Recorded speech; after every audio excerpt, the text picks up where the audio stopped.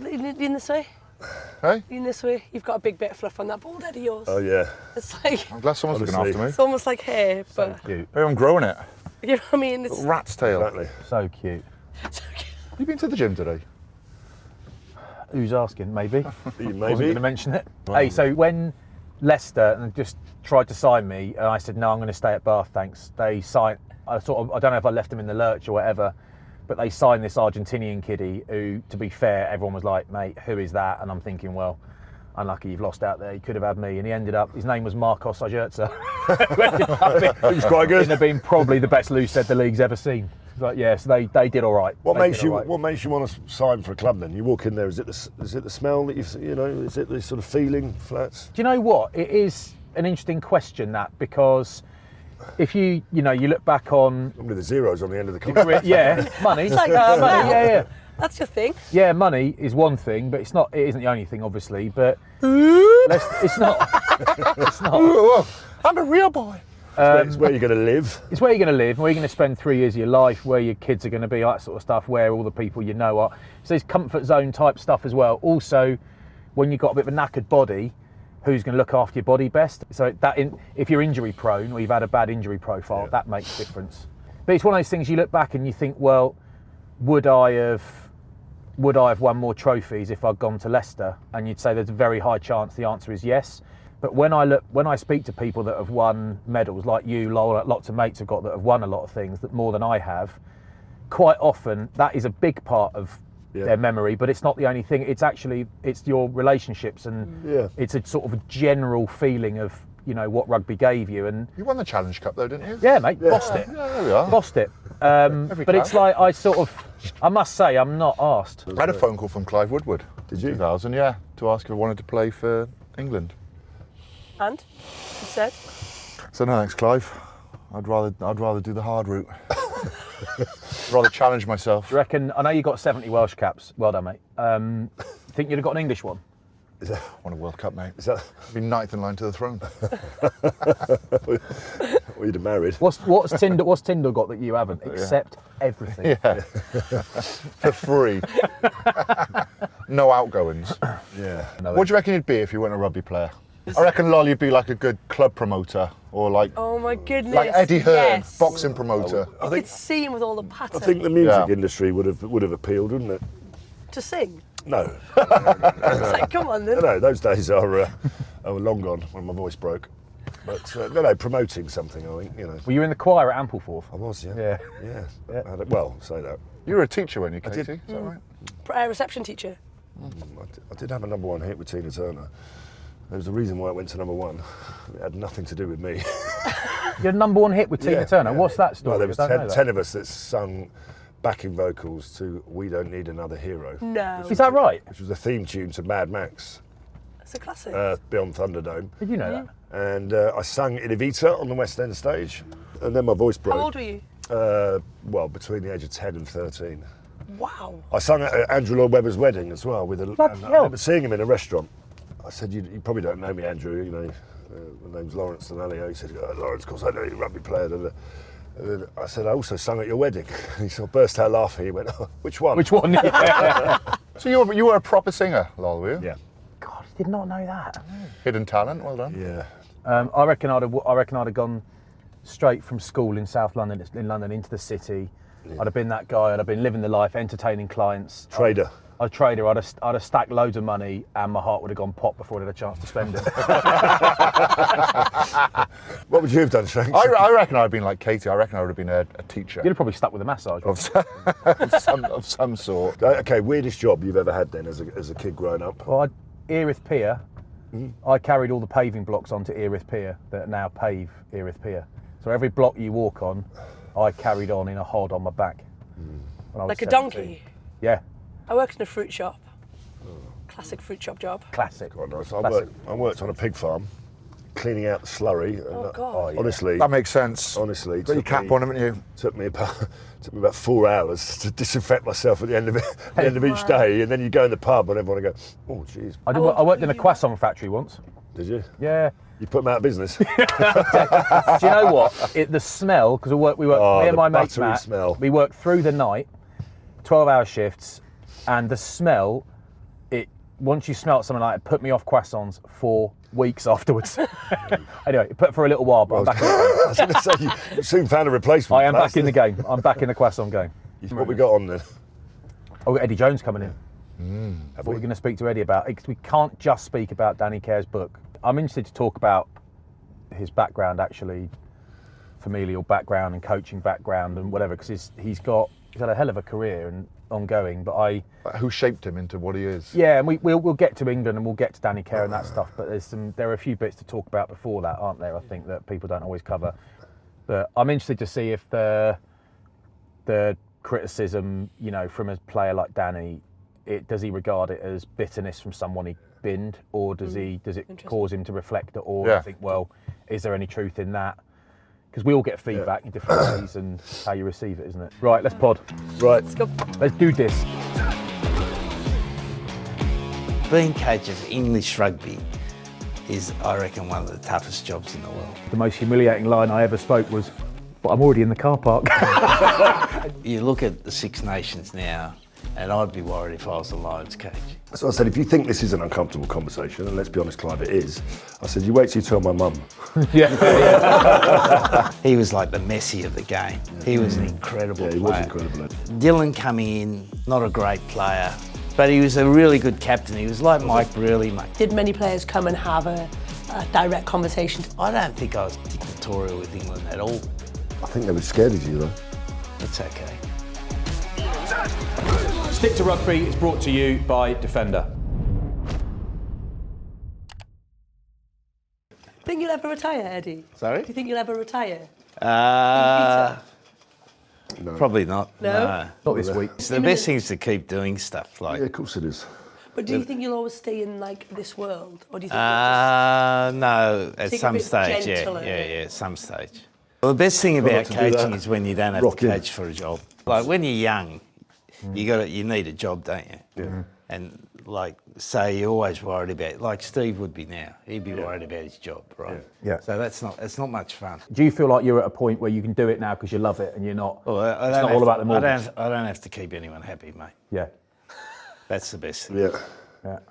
The worst thing is trying to keep people happy. Yes. Because as you know in rugby, you can't keep anyone happy. You can't keep everyone happy. No, you can't.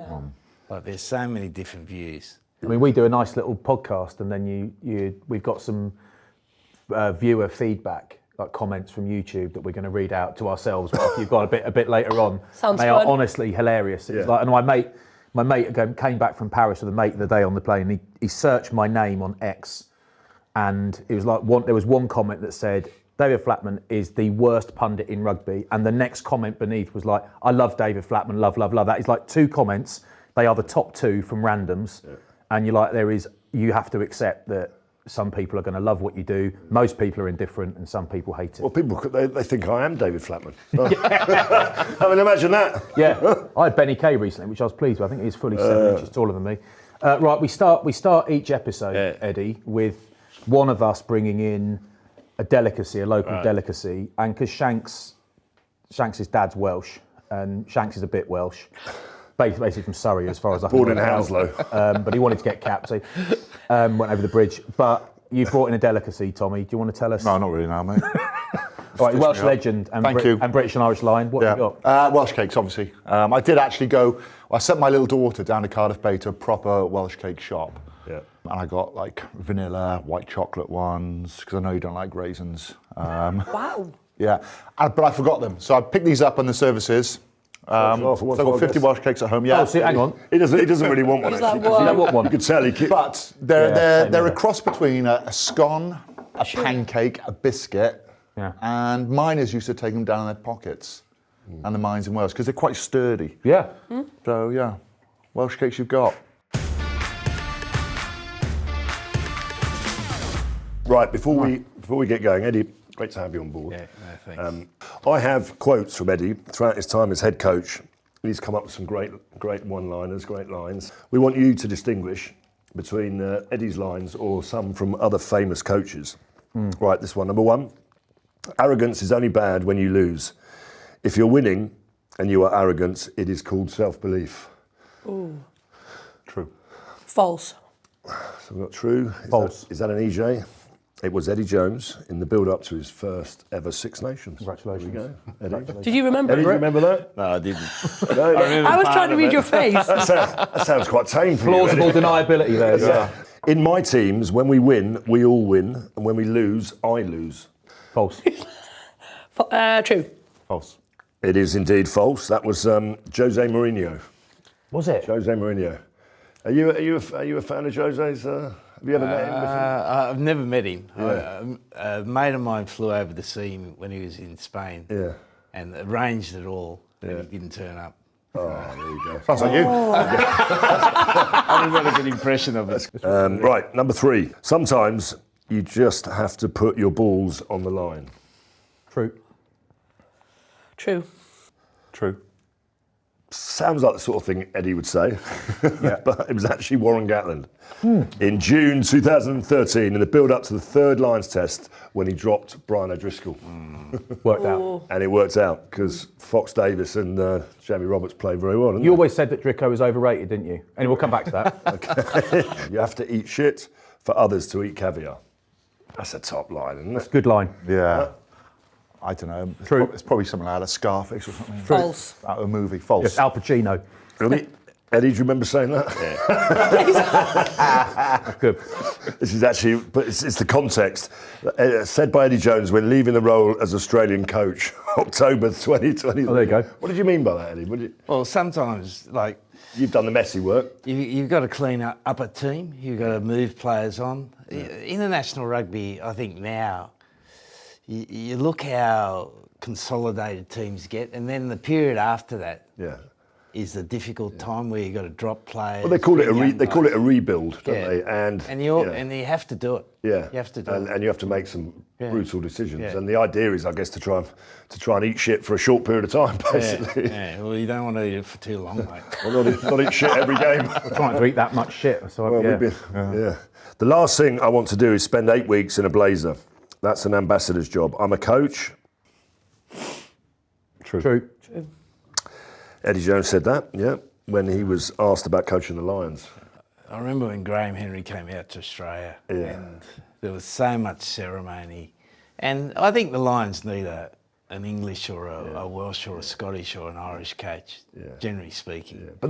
But shouldn't that be the manager's role to do that kind of all the kind of ambassador? I mean, you're happiest when you're out in the tracksuit on the training field. Coaching, yeah. Well, that's the best part about the game. So you wouldn't want to coach the Lions? As I said, I reckon it should belong to the home nation. Yeah. Because it's a really traditional job, and that's not to say Warren's done a great job, Graham Henry did the job, but I reckon it belongs to someone from the home nations. Yeah. In brackets, if the price is right. Yeah. I remember going to Australia as a Lions player, actually, and we were doing one of those jobs where you've got to turn up at the embassy in midweek, and there were some speeches going on from the coaches, and this Australian guy comes out to me and goes, "Mate, it's been a pleasure to meet you." He said, "I've followed your career ever since you were about this height." So as he's talking to me, my chest is sort of getting quite pumped up with it. And then he went, "Martin, it's been a pleasure to meet you." And the final one, if you didn't want pressure, I'd probably be doing a different type of occupation. True. Yeah, true. Well, it was from another Australian, actually, but it was the manager of Spurs, Ange. Oh yeah, big Ange. You know him well, do you? Yeah, no, we've met a few times. He's that's a tough job, eh? I was at Dublin Airport coming back, and I've been wearing a Spurs cap. Okay. And the bloke at the immigration, the long lines, and he saw the cap and he said, "Mate, you need some help." And he let me take a shot. That goes one of two ways, that does. So I told Edge last night, and he was laughing about it. When you think about being, we think England head coach, massive job, loads of scrutiny, you know all about it. But if you're a Premier League football coach, we always think football is on a different level in terms of viewership and all that. But in terms of scrutiny, would even being being a Tottenham manager be comparable with being England coach? I think he said the Prime Minister has election every 4 years. I have it every week. Yeah. That's true, isn't it, in Premier League? Like 1 week he's the king and then they get beaten next week. I get rid of that Australian, he can't coach. They can't play like that. Yeah, and remember when Klopp first came in? And he trained them really hard and they had hamstring injuries. They said, well, he can't train them like that. And Angie's going through the same thing. Like, he's trying to get them to play a certain way. They're getting a few injuries. Just needs to ask his chairman, can you buy me a few players, please? That helps. I mean, do you speak to cross codes? Do you give each other advice? Well, in England particularly, it was really good like that, you know, because you've got access to all the football coaches, so that was really good. Yeah. Who did you find the most interesting, like out of all the paths because you spent some time with Pep Guardiola, didn't you? Yeah, he was fascinated, like obsessed by the game. Oh, really? Really obsessed by the game. Studied all sports. Alex Ferguson was brilliant. Like, just, you could tell how he could create a club. You know, create a club and build the club and brought in the right players. So you pick up bits and pieces from all those guys. Yeah. When you say Pep Guardiola's obsessed with the game, that, respectfully, is how we all talk about you. Yeah. Do you put yourself in that bracket? Well, I think to play at the top level, to play or coach at the top level, you got to have an obsession about it. And it's relentless. Really. You just got to keep at it. You know, if you don't keep learning, keep improving, there's no way you're going to stay coaching. Particularly now, I think the game's got so hard. Even, you know, you look at football, how intense it is at football now, and how intense rugby's getting. You know, to find an edge now is really difficult. You know, the edges before were easy to find. Now to find an edge is far more difficult. So you've got to be obsessed about it. Do you think you coached at club level and it's week after week after week, and then you international level, in a sense there's more pressure, it's different, more pressure, more scrutiny, more eyeballs when you do play, but because you have fewer games, do you think it's perhaps easier in the sense that you've actually got time to zoom out and look at sort of global trends as opposed to just trying to win Saturday to Saturday? I just think the margins are tighter, mate, at the international level. Like at club level, you can get in, you can get them fit, get them cohesive, and you can almost guarantee, if you've been at a team, you can go from the bottom of the table to round the top. Whereas international level, it's completely different. And also, surely you have to. The element of surprise is taken away much more these days with all the analysis, with all the sort of trends, algorithms, etc. But so you have to have a few little tricks up your sleeve, don't you, really, to try and surprise an opponent like Ireland. And I think that's one of the hard things now, mate, is to... Like you threw I remember in 2019, sorry, because I know we're going to jump forward, the first line out of the game, you threw over the top. Over the top. And, and that set the tone for everything. Do you know what I mean? And you did the same in the World Cup semi-final in Yokohama. And you can't do it every game, but I do think we all analyse teams, and when you're caught out, it suddenly stuns your opponent a little bit and just unnerves them. But it's a huge risk, mate, and that's the courage to take the risk. Like, in all honesty, because that comes off, and your team believes what they've practiced, right? And now they're on the front foot. Now they're going. If it doesn't come off, then they're thinking, shit, what do we do all week? You've not noticed that I'm quite like taking risks. No. Not everyone agrees. No, you're still in there. And you're right. You're right. You got to do it, but that's the calculation you're making all the time. So do you think then, because the margins are becoming smaller, teams are going to be forced to take more risks because of that? Well, I think if you want to get out of the position you're in, just have a look at World Rugby at the moment. Like the top 4 teams, if you look at Ireland, France, Springboks, they're like consistently tough, consistently hard. And then you've got New Zealand are probably just hanging on at the moment. And then there's a gap to the next group of teams. And for that group of teams to go up into the next group, you've got to do something different. You can't keep on doing the same thing because you're not going to get there.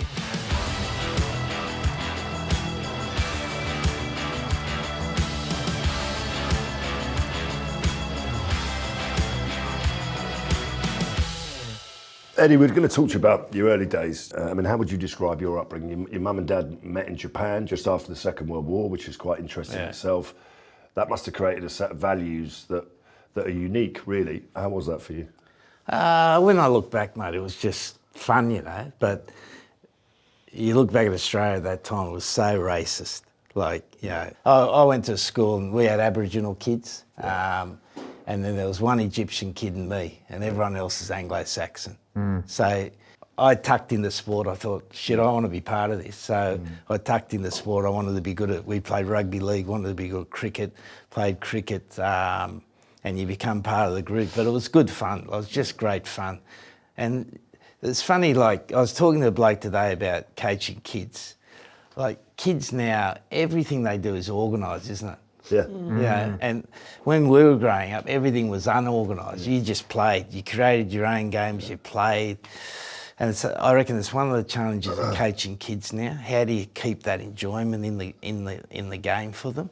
Yeah, and I mean, and so being so coming from that kind of Japanese Australian, upbringing. I mean, did your parents find those same sort of struggles with the way that they were brought up as well?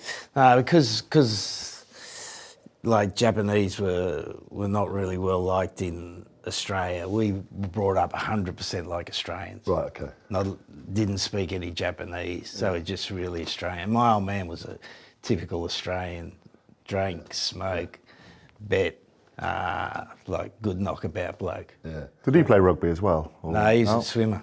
Yeah. So when did rugby enter? Because you play rugby league, which is obviously the major sport in Australia, along with cricket. When did rugby union first So we went to high school, Matraville High, and there was this. It had always been a rugby school, but there was this teacher who came called Jeff Mould, who was a baseball guy. He played Claxton Shield, which is the highest level in Australia, and he went down to Randwick at 36 and learnt the game of rugby, and then taught us how to play rugby. And it was just all about playing flat to the line, attacking the defence line. Really simple philosophy, like Randwick.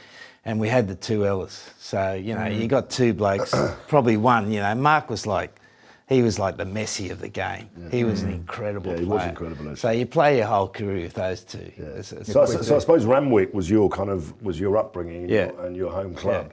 Yeah. And as you say, a lot of those awesome players, icons, really shaped Australian rugby for a period of time. 100%. And it also changed a bit of the culture of Australian rugby, because up until there was very much an elitist sport. Right. Public school boys. Yeah. And rugby wasn't played by the working class. Then you get these two little skinny Aboriginal blokes come out of La Perouse and they can play the game better than anyone else. Yeah. And they changed the whole perception of the game in Australia. See, growing up, we didn't know much about Australian club rugby. We knew that there were special players playing at Randwick, and we talked about Randwick when we were kids, but we talked about them being a brilliant attacking team and an incredibly hard rugby team. So, and then Aussies that would come over and play with us and coach us, they would perpetuate this reputation. Yeah. So you talk about the Ellis, you talk about the style that shaped Australian rugby for a while, but it was also, they were, in our minds, very abrasive, very tough. Did that side of it appeal to you as well in the front row? Yeah, well, I think Australians in that period were pretty arrogant, aggressive, and that's how we were taught to play our sport. Like you think back to cricket. Ian Chappell changed Australian cricket, and he was the biggest sledger of all time. And that's how we were taught to play. Like, how are you going to win? Just find any way to win. I don't mind sledging as long as I just had two rules: don't make it personal.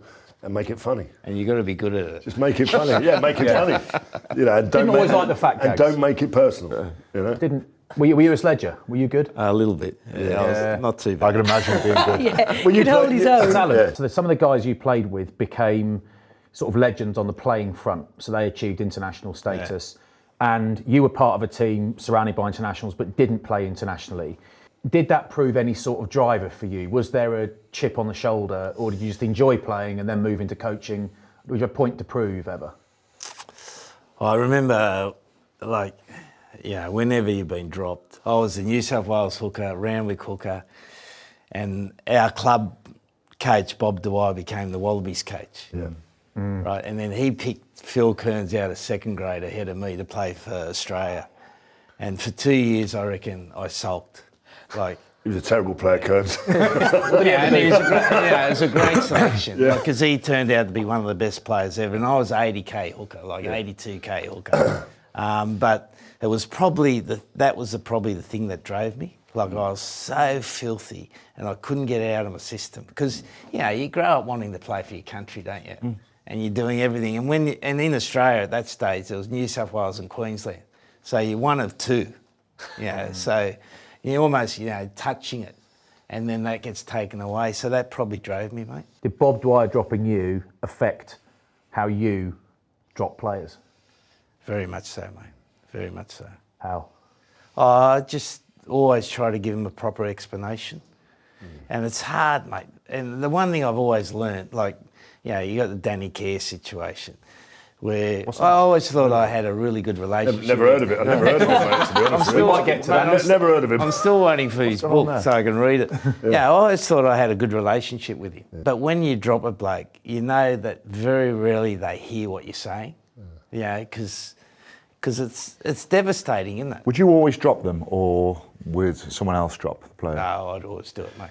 And did you do it face to face? like, so that reasoning stuff? Was there any time, or was it like, look, you're not on the squad, this is your why, or was it you're not on the squad, let's have a conversation in 24, 48 hours? Well, I do it two ways, depending on the player. Okay. Like generally speaking, most players need some time to think about it. And then I'll get the assistant coaches to talk to them about the technical side, and then I'll go back to them.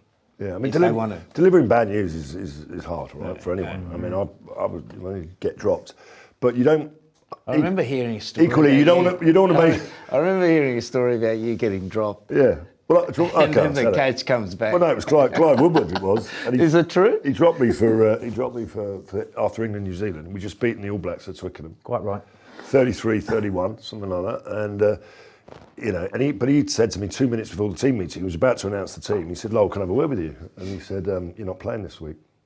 I said, "You're resting me." He said, "No, we're dropping you." Bear in mind, I've never been dropped in my career to that point. And I said, "On what basis are you dropping me?" He said, "Well, you weren't very prominent in attack." I said, "Right, we just beaten the All Blacks at Twickenham, 33-31. I said, there's a reason why I wasn't very prominent in attack. I said, because I was a top tackler, Clive. I spent the whole time defending. Anyway, we were arguing over everything. And he said to me, you know, I could see I wasn't going to win the argument. He said, "Well, you're not playing." And I said, "Okay, fine." I said, "You do realise that tomorrow is my 50th cap for England?" And you could see he just went white, because he clearly hadn't thought about that at all. Did you go onto the bench, or were you out? I know, I was on the bench. Bench, yes. He was dropped me for my 50th cap fine. now, having just beaten Even the All worse. Blacks. And brought in Lewis Moody to start. So I said, "If you think this is an uncomfortable conversation," and let's be honest, Clive, it is, I said, "You wait till you tell my mum." Yeah. And he actually laughed, but...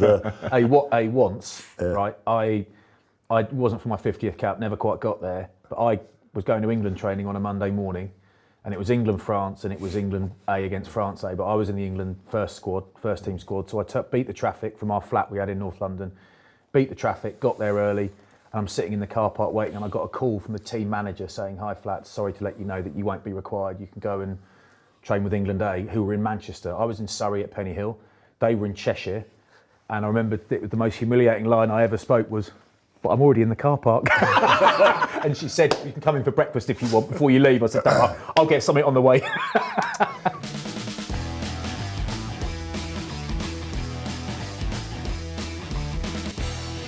Is it true that your wife gave you the ultimatum to get paid or stop coaching? Yeah, well, the first year I coached was at club level, and a bit what we were talking about before, I wanted to do it really well. So I was working, I think I was either the acting principal or assistant principal of school, so I had a fairly heavy job. Then I was doing like 15, 20 hours. And my wife, who's Japanese, couldn't understand why I wasn't getting paid. You know, because Japan, you work, you get paid. Yeah, of course. Like most places. Yeah. Like most places. Well, I tell you what, we never got paid to play rugby.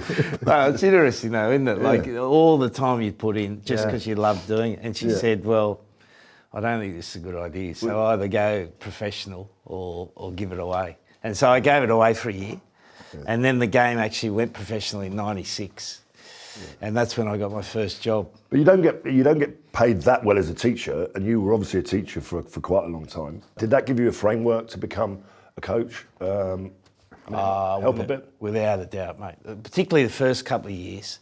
What were you actually teaching when you were teaching? Well, I was a trained PE teacher, but I did maths the first couple of years because you couldn't get it. Like if you're a PE teacher in Sydney, mate, no one retires. I'd always get the worst classes. It was the best coaching experience because you go in there, you got 20 boys None of them want to learn maths. You know, they know you're there just for that day, and you've got to try to control them. So learn how to, you know, work out, right, who's going to be important in this group, who do I need to sort out, who do I need to get a bit closer to. And it's just like coaching a team, exactly the same. Go on, sorry. No, I was just going to say, see, from that, like, because I think when people talk about coaching, they assume, like, you're talking about rugby, but actually for you, it's all about people, group dynamics, like you say, the ones that you need to put an arm around. How much of that do you think is like your coaching identity? Well, I think it's just trying to get people to work together. And, yeah, what's coaching about is trying to give them a way to play and then trying to get them to work together. And which is the hardest? It depends on the group of players you got. I mean, you obviously worked your way through the ACT Brumbies coaching structure, and I'm skipping quite a lot of your journey because you won the Super 12 title, was it, in 2021? What would you say, who were your kind of coaching, I mean, you talk about Bob Dwyer, but who were the coaching mentors that sort of paved the way for you, or who did you learn from? Oh, Bob was a big one. Was it? Like, he was enormously influential because he was ahead of his time, mate, and a real character, you know. He was actually very funny as well. Yeah. He'd come up with some incredible one-liners and phrases. I definitely see you picks a lot of that up. When you think about the popularity of Aussie rules and rugby league in Australia, was there any influence there in terms of coaches, mentors? Were you interested in those sports? I know now people pay a lot of attention to other sports. We've spoken about your contact with Alex Ferguson and Pep Guardiola and all that. Was that happening back then with the bigger Aussie sports? Yeah, first year I coached at the Brumbies, we didn't go that well. And I went up and saw Wayne Bennett, right, who's 26 years Broncos coach, most winning coach. Anyway, he said, just come around with me. So he did his own weight session, right? He said, just come with me and we'll talk. So he did his bench press. He said, I'm going to tell you two things that you're going to remember the rest of your life. And I can still remember them. And they've been essentially true. One was that whatever the mother and father can't change, you can't change. And I reckon that's generally right. Like, if you've got a player that's difficult, you can get some good out of them for a period of time, but they'll always generally go back. And then the second one was, if you've got an ageing player and you've got a good one coming through, bring the good one through a year early. And I reckon that's so important. That's why they dropped you for your 50th cap. Well, I got 85. I got 85. It went all right after that. I got a while, but it went all right. I actually like being dropped. Do you find you liked it? I'll tell you why. Because in 49 caps, I'd never been a replacement, and I had no idea how to enter a Grand Prix in the 50th lap. You know what I mean? I'd never come into a game where the game was, and for me, it gave me an enormous amount of respect for every single other member of the squad, because I was only interested in starting the game. And I reckon it's harder being on the bench. I came off the bench. I knew. I mean, with all due anyway. respect to Lewis Moody, I knew he'd get injured very quickly, and so that's the way he tackles. Bless him. And within that, I came on, and I never forget we were playing Australia, and my head was all over the shop. And Australia scored 2 tries, and as I left the field, because Lewis came back on, this support from Gloucester, he goes, here, Dallaglio, he said, we were winning before you went on. And I went, yeah, good point, actually, good point. So it gave me an incredibly different perspective, hard being on the bench. I reckon it's exhausting being on the bench because you're thinking about the game constantly. Why are you looking at me? Why are you looking at me? I was travelling reserve, mate. I was always reserve. The whole coaching thing, I know we'll bounce around a bit, Eddie, but a lot of it, you talk about the Lions role and you go from being a coach to in a tracksuit to putting a blazer on. When you become a head coach at the top level, the background in teaching might be doubly useful because so much of it is standing up, it's sort of public speaking in a sense, to a group who really, really know their shit. Yeah. And they will question you if they think you're wrong. So that is actually how you address that group is vital, isn't it? Now more than ever with small margins. And that's the thing, one of the things that's changed in coaching a lot is that, particularly the first part of professional coaching, most guys were teachers that came through Gatlin, Graham Henry, and they had a teaching background. And now we're getting professional coaches through, which is I think it's changing the way kids are coached more.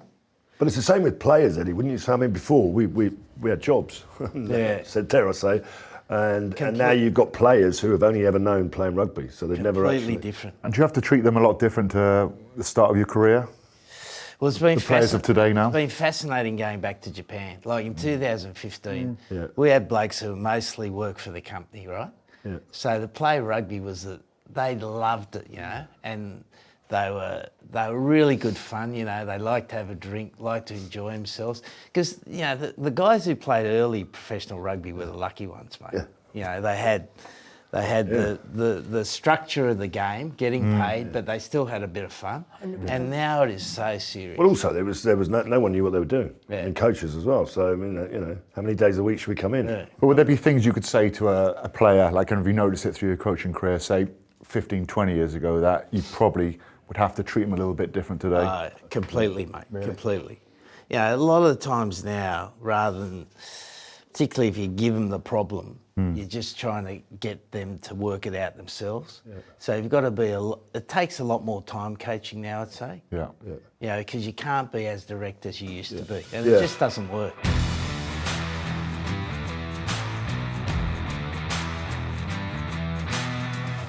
Stick to Rugby is brought to you by Defender. When you became Australian coach, which is, you know, incredible achievement, I seem to remember the All Blacks had been very successful, and you were the first person in a while to get Australia winning the Bledisloe Cup again. Then you took the team all the way to the World Cup that I was lucky enough to play in. And what are your reflections of that group and that time? Because, I mean, you must have a voodoo of Johnny Wilkinson, because apart from his drop goal, you'd have won the World Cup in your own country. I'll be Sir Eddie Jones. You'd be here. You would be here, mate. I think your wife's quote would have been on your pod. But listen, you are Sir Eddie Jones. I look back on that, and that was one of our best achievements, because you'll remember you played us in Melbourne in June, and absolutely pumped us, you know. Yeah. We weren't in the contest. No. Admittedly, Joe. That was our best rugby, actually. Yeah. He played really well. I remember he scored some fantastic tries. So we concentrated on three things: bringing in the goal kicker, which was Elton Flatley, get really fit, and our defence. And we went from a team that couldn't compete with you to take you to 100 minutes. Yeah. You know, and in front of your home crowd. Yeah.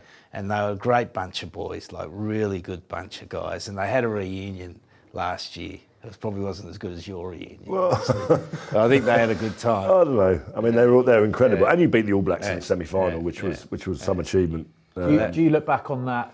Of course, you've been coaching for so long at such a high level, but there are certain days that we all remember. And what I find interesting is asking, you know, retired players, was it that World Cup win that was the best day? And really often the answer is no. So we would presume that maybe that day, or the day that you coached Japan to beat South Africa in 2015 in Brighton, that was huge. Or the semi-final in 2019 where you beat the All Blacks, we would all assume that one of those days feels like your greatest achievement, but does it? I remember after that 2003 World Cup, we went to the lodge, the Prime Minister's house, and John Howard, he was a pretty knockabout Prime Minister, so he was out with his wife until about 1 o'clock in the morning. We were drinking, and Wendell Saylor, I remember saying, "Gee, I wish this wouldn't end." And, you know, that's a good feeling, you know, when you've had, and you haven't won it, you know, but you've had such a good time as a group. Yeah.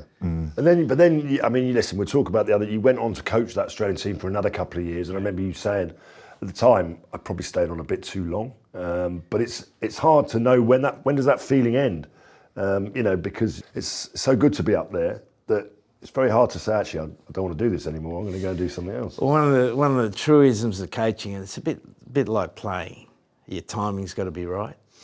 So that team I had for that 2003 World Cup, they had an established group of players. We brought a few young blokes in, like George Smith, Sterling, Jeremy Paul. So you had a good base, and it's like England, you know, taking over from Stuart Lancaster. You know, he got criticised a lot, but he did a great job establishing a base group, but they weren't good enough to win then. He ate some shit, basically. Yeah, exactly, mate. And I got to have the caviar there.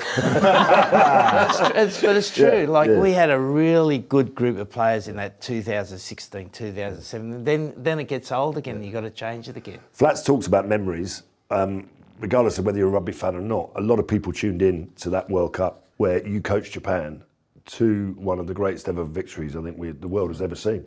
Certainly in terms of, you know, cup upsets. I mean, That's incredible. What were your memories of I mean, obviously being half Japanese as well yourself. I mean, it's just awesome, right? Yeah, I first coached there in '96. Glenn Eller and I coached them in '96. And we won the Asian Championship without any foreign players. So they promised us the job for '99, right? To be the coaches for the '99 World Cup. And we're waiting and waiting. They said, no, you got the job, waiting and waiting. And then we didn't hear anything. And they gave it to the Japanese guy. So I thought, I always want to go back there and coach. And I always want to go back and see how we can get them to play Japanese rugby. So when the job came about, and I was actually in Japan at the time, it was like a dream come true. Yeah. And then I just wanted to play like Japan, mate. Fast. I hear that and I think the training must have been horrendous. It was, mate. It was. What, the word fast? Yeah, the running, mate. Fast. But also, am I right?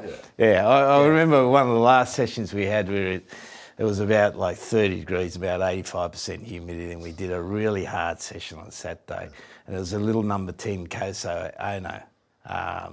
He's about 5'8", and we're in the huddle, you know, and they're giving the speeches, and he just like collapses on the ground. It's not funny, I know. It's Nervous laughter. Did he make it, Mike? Is he still alive? Yeah. It's fine if he's still alive. He's still alive. He had to, laugh but now. that's how hard we train. Like we pushed them right to the limit. But it's one of the things, like, unless you go to the limit of where you think you can go, you can't achieve great things. Like, and that's why boys came off the field and after that South Africa, and they said that was easier than training. Yeah. Did you have to change, I mean, culturally, you know, and the values of Japan, you know, honour, respect, all these things are things you kind of go hand in hand with rugby, but did you have to change them culturally? Because, and also, beating South Africa was, you know, you imagine it, but in your wildest dreams, to get a Japanese team to beat, you know, one of the best team in the world is an extraordinary achievement. The hardest thing is to get them to believe, mate, they can do it. Like when you're losing, and you're used to losing, the hardest thing is to believe you can win. So what was the difference and what did you do that the boys in that win? Sent them to hospital. No, seriously, they were so inoculated to pain and so inoculated to go through things, they could do it. So it was that crude. It was, we are going to make these guys mentally incredibly tough by hammering them. Yeah, because we had to do something that Japan's never done before. They're all now in the special forces. Yeah. Do you think any of those players who played in that environment and in that team, I guess the idea is now, they might have been complaining at the time, but once you'd won the game, the complaints disappeared. Yeah. Would that be about right? 100%. 100%. I wonder, talk about when you took over from Stuart Lancaster with England, there was the reasons that the World Cup happened and it went really badly for England. You then take over and things go extremely well for a couple of years. How did you turn it from losing to winning? Well, I think there was a couple of things that you never really know, mate, but Dylan made a difference, I reckon, because he's just a straightforward, and he was a bit, like there was probably, I think there was two groups in the 2015 World Cup. There was an older group and a younger group. And I think, you know, Sam Burgess split the group a little bit, not because of Sam's behaviour, but because of what he was, right? And you know what it's like in teams. So Dylan coming in, you know, he'd been out, not a great player. You know, he was a pretty average player, Dylan, wasn't he? Stop trying to get me to nod. I've got to be honest, he was banned for most of it. I played against him and he was horrible. He's got his thumb up, Eddie. I'm telling you, he was tough. He was tough, and he had a good way with people. Yeah, he had a really good way with people. I can see that now. I've got really good way with people. And you see him now, mate. In what way was he? Just that he could move around people. Chat to them. Yeah, chat to them, have a joke. Yeah, really, really people person. But he must have been good enough for you to pick him for years. Oh yeah. So he wasn't that bad. No. But he was also. But he was a really good captain. He was like Mike Brearley, mate. Right? They're equivalent. I think English teams, like this is Australian coming out, so but I think English teams are always at their best when they've got a captain that leads from the front. Like, yeah, and that's a bit of the English. You think about the history of England. Yeah. Well, what about this taking the captaincy away from Jamie George and giving it to Maro Itoje? Is that a decision you think you would have made, or why do you think it's been done? Well, I think Steve wants to, because he can see that they're going through a bit of a stage where the same mistakes are being repeated, the cycle of the game, and he wants to change the cycle, and he thinks Maro can do it. Maro's only just become the Saracens captain, and I remember you saying, I'm not sure he's quite, rightly or wrongly, it was your opinion, I don't think he's captaincy material, because he is quite inward. Yeah. It's what you really want is your England players week in, week out being captain of their clubs, don't you really? Because it's not this thing you can just turn up and wave a magic wand. When that makes a difference. When you you got to practice it, mate. You got to practice, and it's tiring. And you make mistakes as a captain. There's no doubt. It's tiring. That's the other thing. Yeah, because you got to give a lot of yourself. Yeah. Like you got to work out how much you give to your own preparation, and how much you give to the team, and you'll know better than me the cycle you do that. Like I remember Owen saying he used to worry about himself more so at the start of the week, then at the end of the week he'd worry about the team more. And the other big thing for Dylan was having Owen there. Like Owen as a second in charge was absolutely outstanding, because he's one of the best competitors I think English rugby has seen, and he was at his best then. So that together they were a really good combination. If Dylan Hartley comes in as captain, what do you change then? What's your messages to the team to try and turn it around? The other thing we did, like I was watching England play in that World Cup, and I thought they were trying to play like New Zealand too much. And I think we went back to being a belligerent England team: kick well, chase hard, and play off that. Well, you said that. You said every England team that I've ever coached against, you have a big tough back and forwards, and England's have kind of lost that identity that when you took over, and that was the first thing that you wanted to put back, really. And I reckon that's really important in international sport. That there's a certain feel about each team. You look at South Africa, right? So South Africa get beaten by us in 2015. So they want to change. So they bring Alistair in, right? Could see it, and they play side-to-side rugby, right? And they can't win, South Africans, because South Africans are best when the opposition's got the ball and they're belting them. That's what they like. That's what they like to do.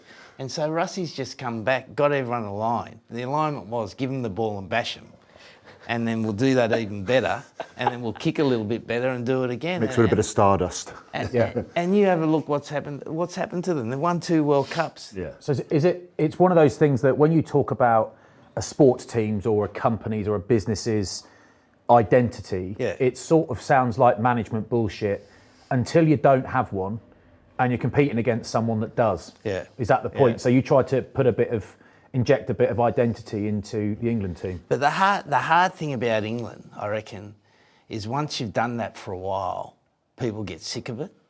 Yeah. And they want to be something different. And they want to be something different. Well, you did it for, when saying did it for a while, your timing is everything, because you took a team that are just at their lowest point. There's no other team had been bombed out their own World Cup at the pool stages. So it was good timing.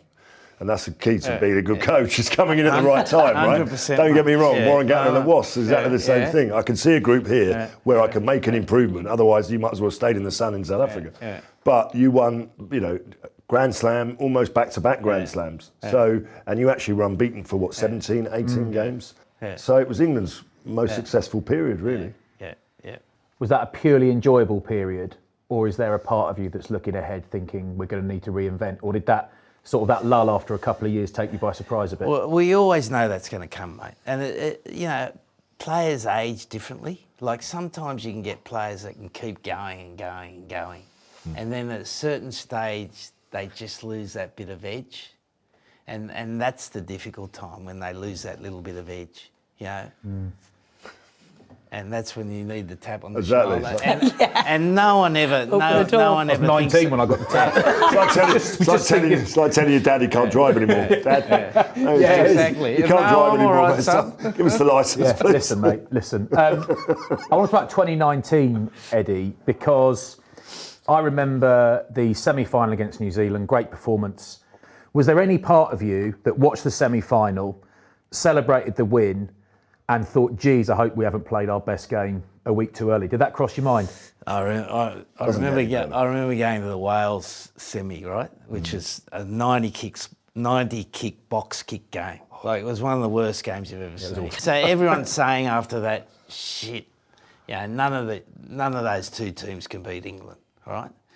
And I'm thinking, this is the worst thing we need to hear. So all week you're trying to get the players back, and sometimes you think you got them in the right spot, and you just haven't got them. And we just, like, it was my bad, coach. I just didn't get the nuance right to get them in the right frame of mind for the game. What would you have done differently? If you, hindsight's wonderful, isn't it? Well, you look at the start of the game, we started pretty well. But I think I've said it a few times, I would have changed a few players just to say everything's not right. Because you change players in the side and you send the message straight away, well, we've got to improve. Who would you have changed? I probably would have started Marler, mate.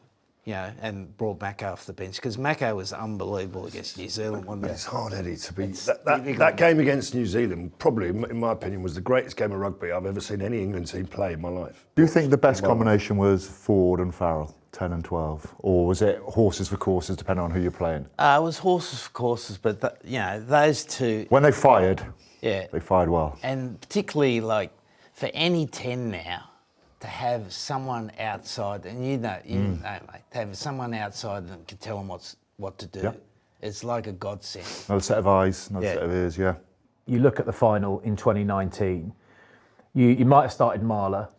Anyone else you would have started on reflection?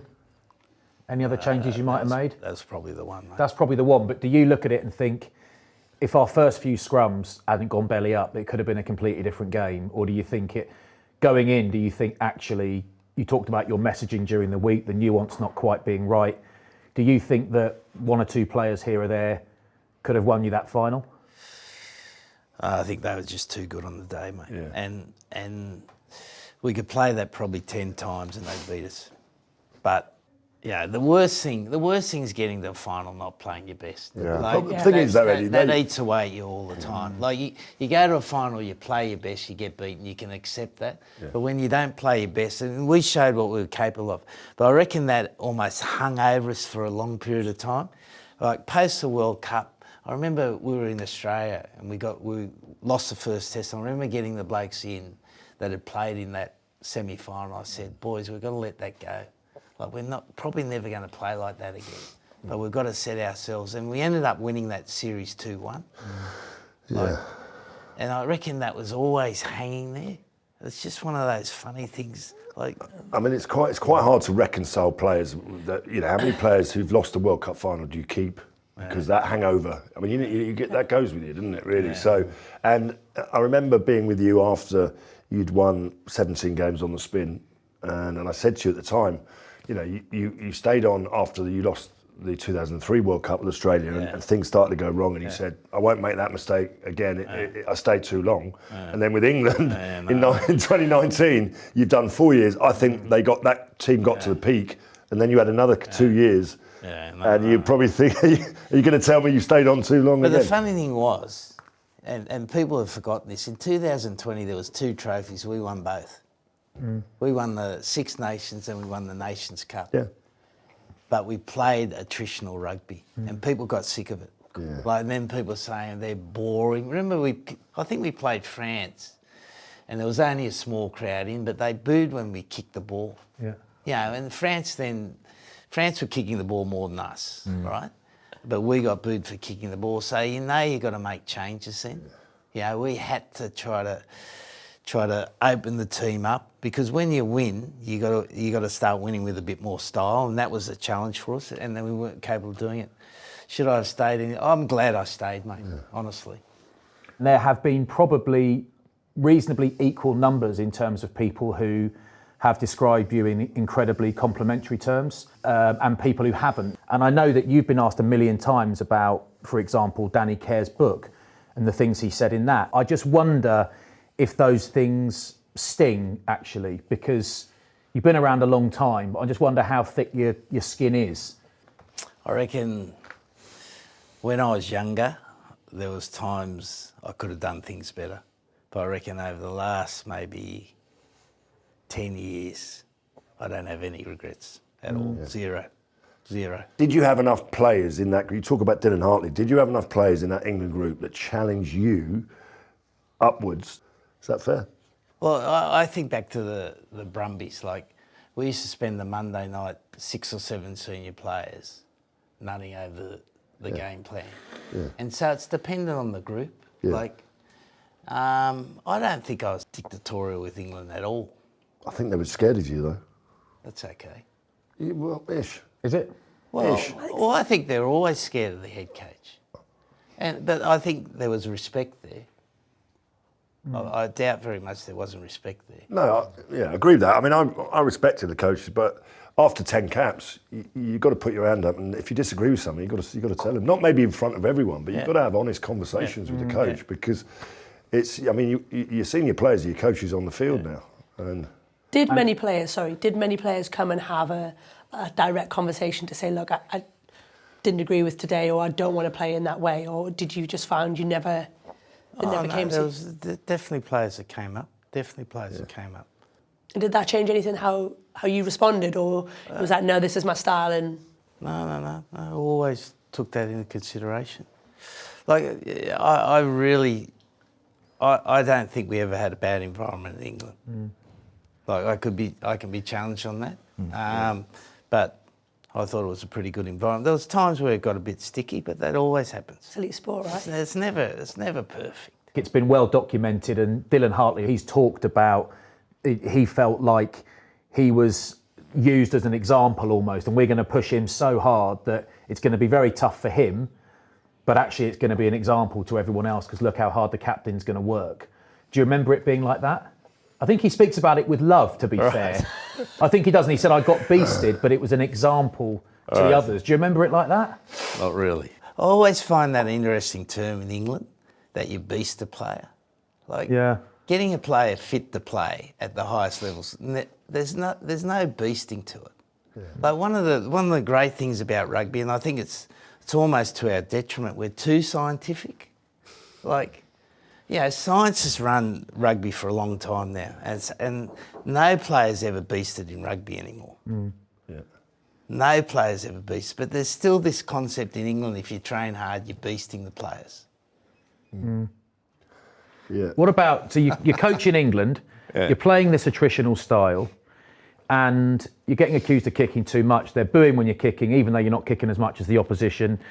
Do you then feel like, well, I know what I'm doing, thanks, and we're winning games, so I'll keep doing it? Or it sounded like you felt we had to change it because the nation is uninspired by it, so there's a responsibility to please and entertain as much as there is to win.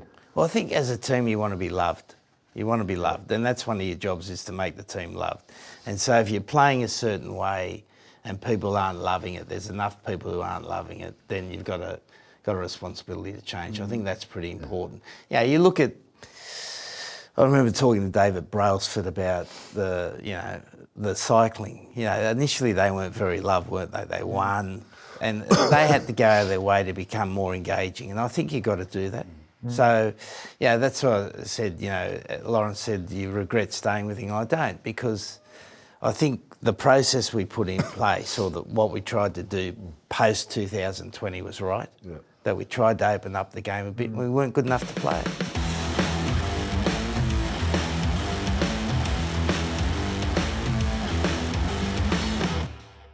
I wanted to ask you a question, which I wouldn't be doing my job if I didn't. In your time as England coach, you had a lot of assistant coaches, and the coaching group in rugby's got a lot bigger over the years, admittedly. But a lot of people went through under that time. I think 22 to be precise. Was that difficult to deal with? Well, I think up to the World Cup we had a really good coaching team, mate, and really consistent coaching team. I think post 2019, Steve went to Leicester. Guzzy in that period went to Harlequins, and you want your assistant coaches to be promoted as head coaches, but not at the expense of you. But that's your job. Your job is to give them opportunities to be head coaches. So up to then, no. Post the World Cup, we never really got the right coaching team. No. Probably right. What was Borthwick like to work with? Look, he retired as a player and he flew over on the Sunday to Canada where I was coaching Japan. I remember the next day he had his boots on scrummaging. Like he was outstanding. Well, you know what he's like. He's the most diligent person in the world. Work ethic. Yeah, he was fantastic, mate. He had him 3 years. So you say, there's this turbulent change. He was 3 years with Japan and 5 years with England. So the right people stayed. If you could give him some advice now, what would you give him? Hang in there, mate. Just keep throwing punches. But do you think being an assistant coach for a bit longer helps you and seeing a lot of things helps you to become a head coach? Because if I look at you guys won everything with him as your forwards coach, and he then goes off. I still question whether he has made that step up a little bit earlier than perhaps he should have done. Because I won't get into that, but I think the point you're making... Yes, then, is the point you're making. but I think the point you're making, I reckon, the national job particularly... It's hard, man. You want to do it when you almost don't need to do it, because it's such a tough job. Being coach of English rugby is, I reckon, one of the toughest jobs in the world. But until you came along, with all due respect, we used to give it to someone who hadn't had much coaching experience, and then that was a sort of graduate training program to become a better coach somewhere else. Well, it's a long way to fall, isn't it? They've all gone on to become good coaches, and then they went with you, which was the right appointment. But if you're not an established international coach, you become England coach, and eventually it ends. Yeah. It doesn't always end with glory. Yeah. So it's a long way to fall. Where do you go from there, I guess, is the question. That's right. But when we talk about, I ask you what's Steve Borthwick like to work with, you talk about diligence. We know all that, everyone knows that. It's well documented. Do you require that of your staff, of your coaches? This high turnover you had when you're England head coach, what would you put that down to? Would it include, you talked about how hard you train the Japanese guys, how hard you train players you have to work if you're going to have a point of difference at the top level. Do you require an awful lot of everybody working in that environment? So say if we've got 4 coaches here. So I want one that's a bit of a character, I want one that's analytic, I want one that's good with people. That's what I try to get. Yeah, one that and one's a bit weird. One's a bit weird. One's a bit eccentric. It's a bit left One that's a bit different, right? One who knows a lot about off-roading. Yeah, that's true. But that's ideally what you want. And sometimes you can't get that.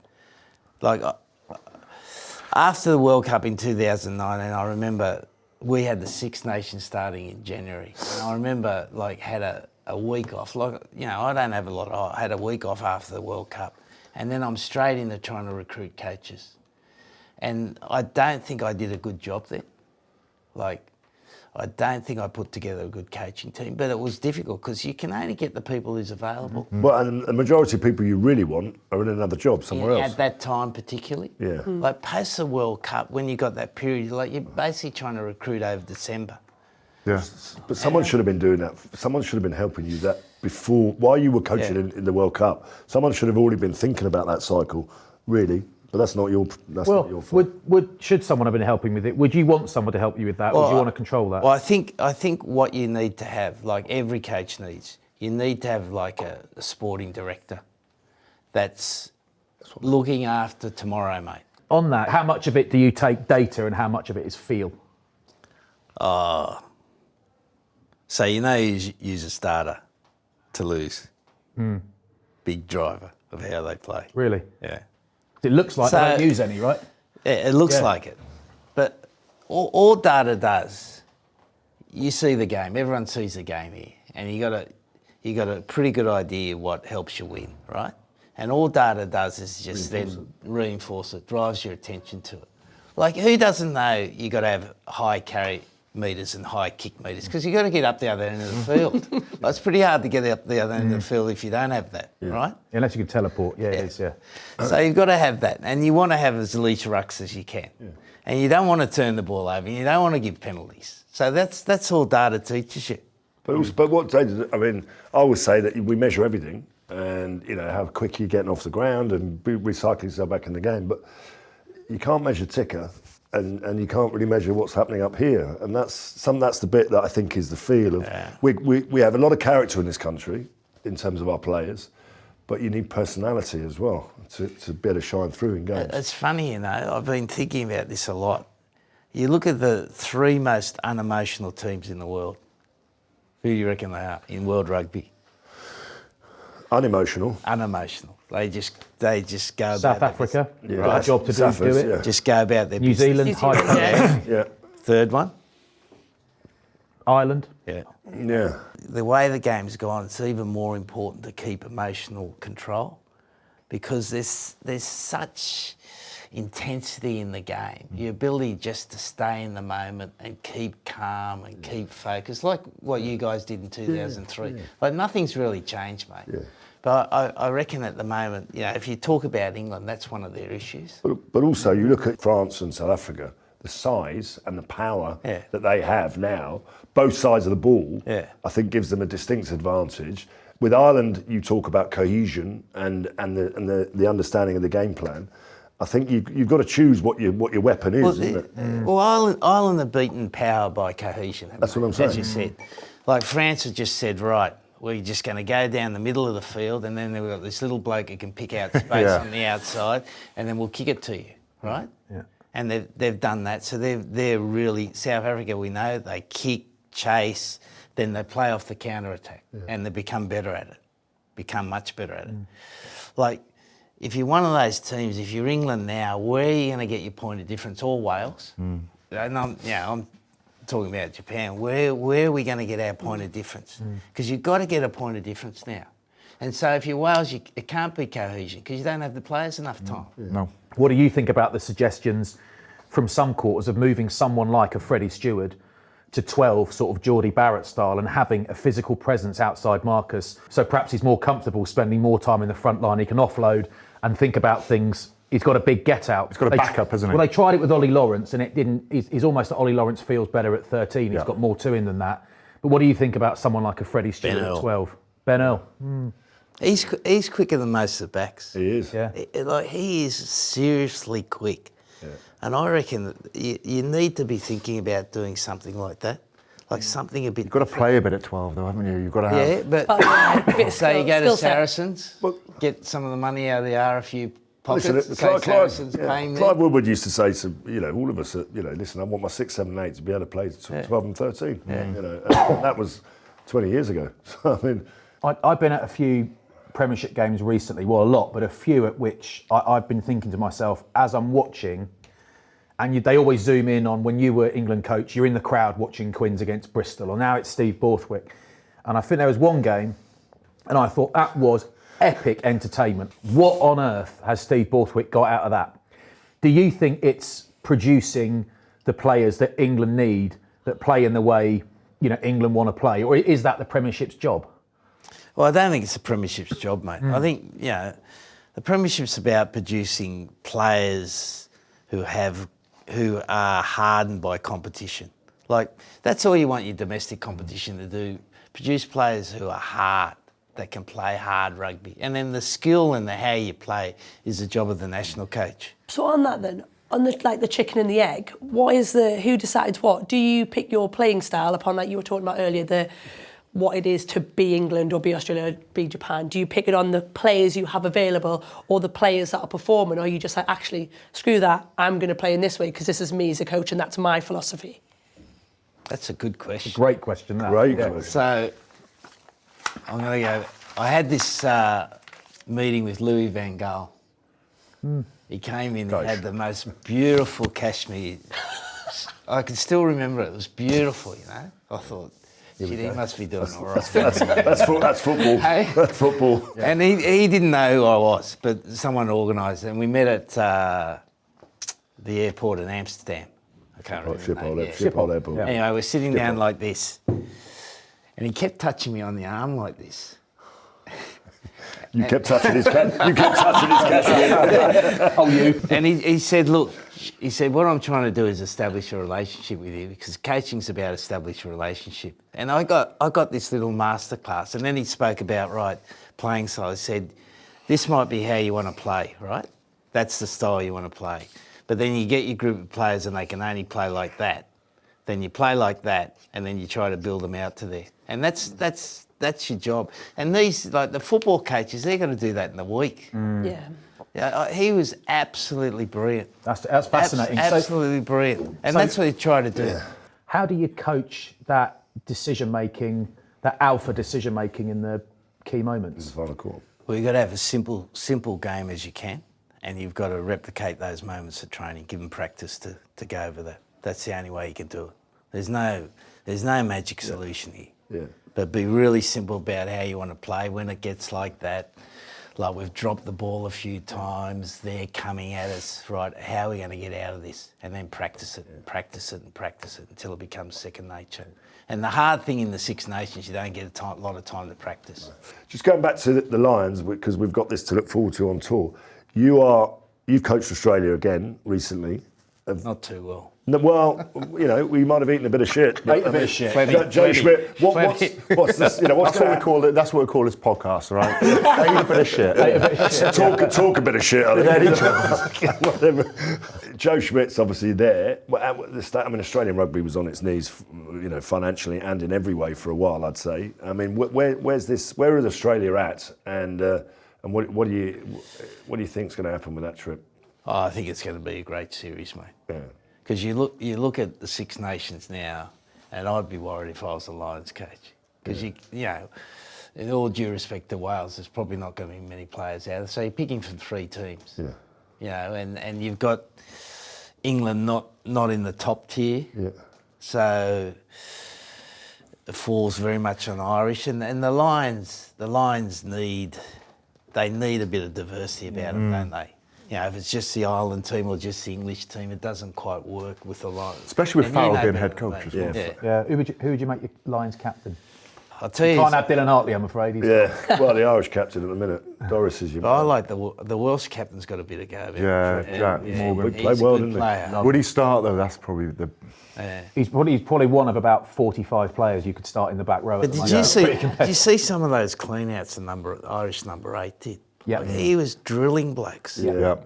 Yeah, he's playing exceptionally well. Caelan Doris is annoying because he's really tall and handsome and successful and hard, and then you meet him and he's also really engaging and nice. Like some guys, you like trying you, to Shanks, say? just get it all, mate. Some that get none. Eddie, thanks, mate. That was brilliant. That was brilliant. We're going to get you a cashmere jumper to All right. So you leave like Van Gaal. We wish you all the very best. Thanks very much. Eddie. Thanks.